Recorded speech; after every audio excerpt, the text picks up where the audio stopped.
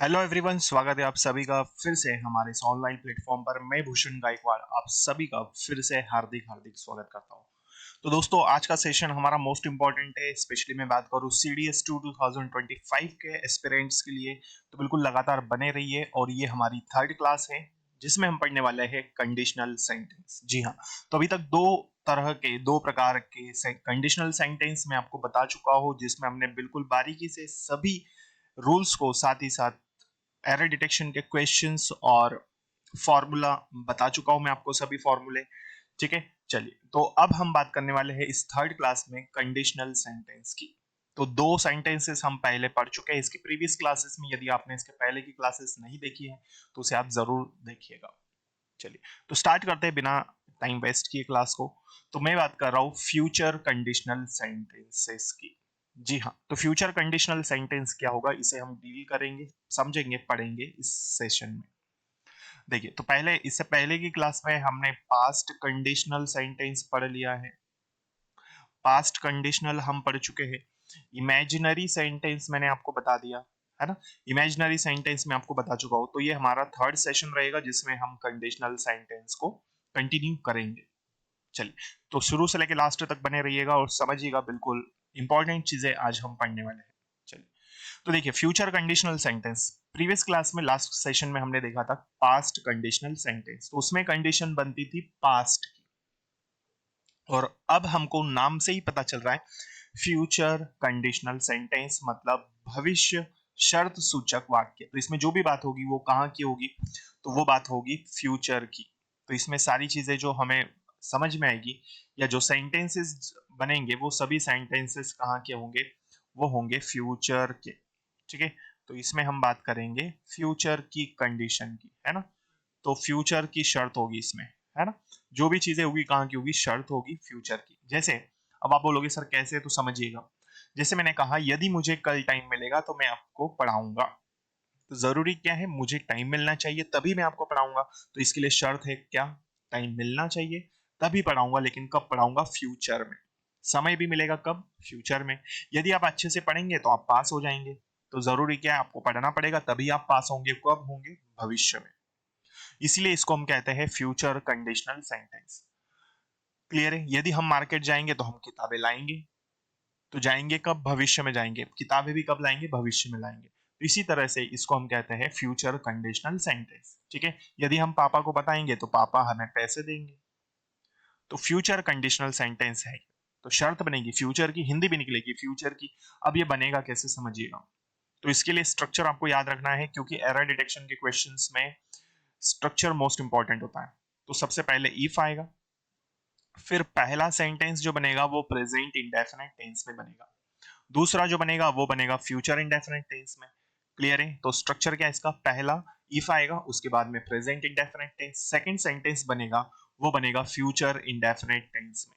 जी हाँ, I hope यहां तक आपको सभी चीजें क्लियर हो चुकी होंगी। ठीक है, चलो तो समझिएगा। जैसे पहला सेंटेंस यहां पर है, तो ये स्ट्रक्चर याद रखना बेटा सभी को। देखिए, तो पहला इफ, तो ये हमने इफ लिया। प्रेजेंट इंडेफिनिट में सेंटेंस है ये, those people take admission in the school. ठीक है, यदि वे लोग स्कूल में एडमिशन लेंगे, तो ये प्रेजेंट इंडेफिनिट में है। ठीक है, हिंदी जरूर फ्यूचर की निकलती। They will inform us tomorrow, यदि वो लोग एडमिशन लेंगे स्कूल में तो वो कल हमें सूचित करेंगे। तो जरूरी क्या है, एडमिशन लेंगे तभी सूचित करेंगे, और कब करेंगे, फ्यूचर में करेंगे। इसलिए ये फ्यूचर कंडीशनल सेंटेंस है। तो पहला सेंटेंस प्रेजेंट इंडेफिनिट में, दूसरा वाला फ्यूचर इंडेफिनिट में। ठीक है, चलिए तो ये तो हो गया पहला तरीका, इस सेंटेंस को एग्जाम में पूछा जाता है इस तरह से। दूसरा तरीका, इसको कैसे घुमा के पूछ सकते हैं वो मैं अब आपको बता रहा हूं, समझिएगा। देखिए, दूसरा तरीका,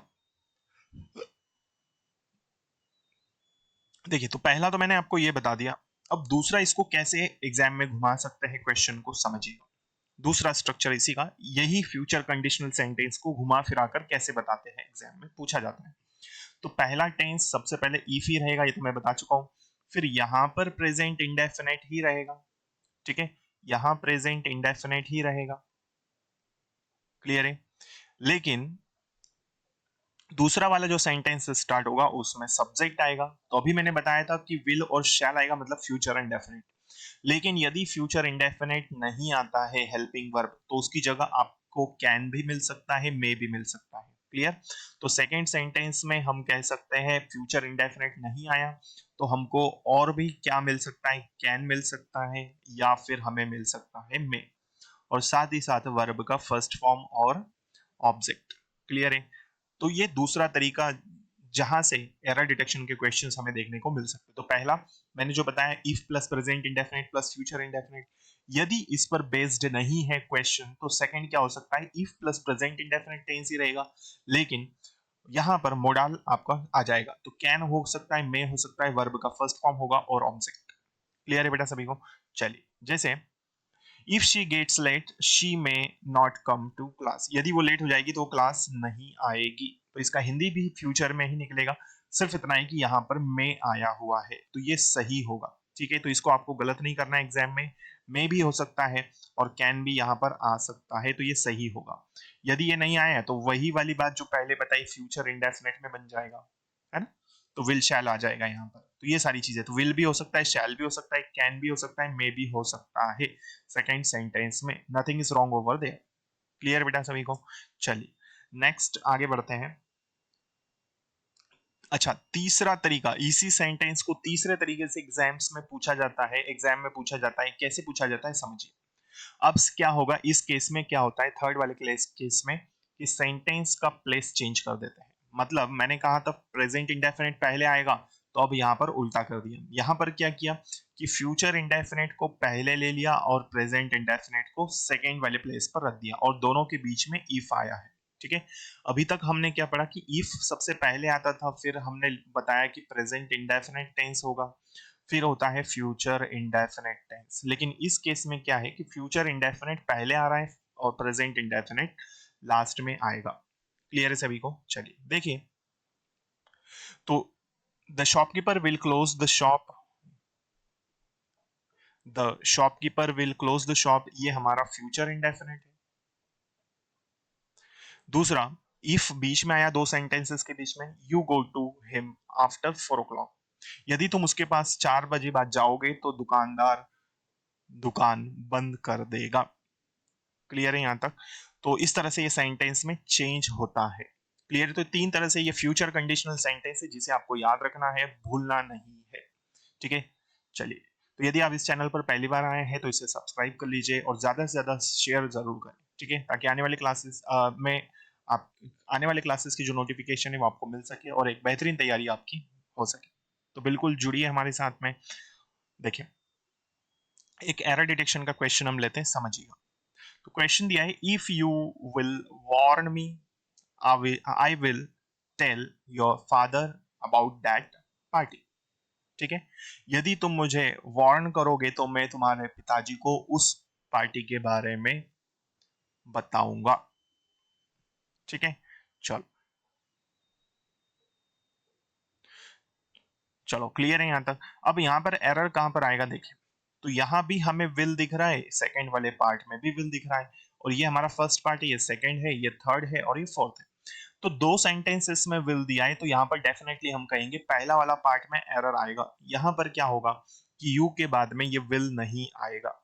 क्लियर है? क्योंकि हमने क्या पढ़ा है, if plus present indefinite plus future indefinite. Clear है बेटा सभी को?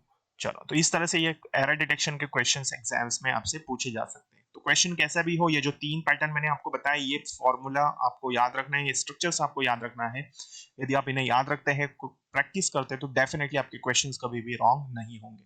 चलिए, तो ये था हमारा कंडीशनल सेंटेंस का थर्ड सेशन जिसे हमने पढ़ा है, और फिर हम कुछ इंटरेस्टिंग क्लासेस के साथ में आने वाले सेशन में फिर से मिलेंगे। सभी ग्रामर के चैप्टर्स हम एक एक करके डील करेंगे, और वो कैप का सेशन भी आपका चलता रहेगा। मिलते हैं अगली क्लास में। जय हिंद, जय भारत, भारत माता की जय। Thank you so much.